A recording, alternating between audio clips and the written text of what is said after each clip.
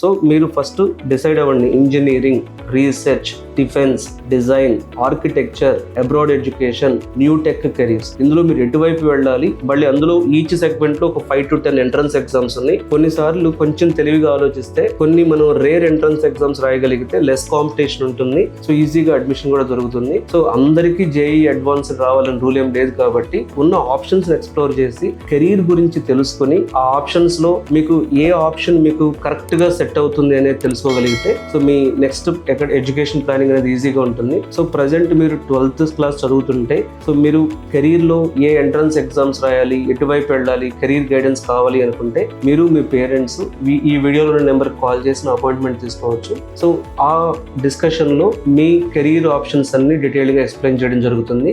Entrance exams గురించి కూడా మీకు గైడెన్స్ ఇవ్వడం జరుగుతుంది. Thank you.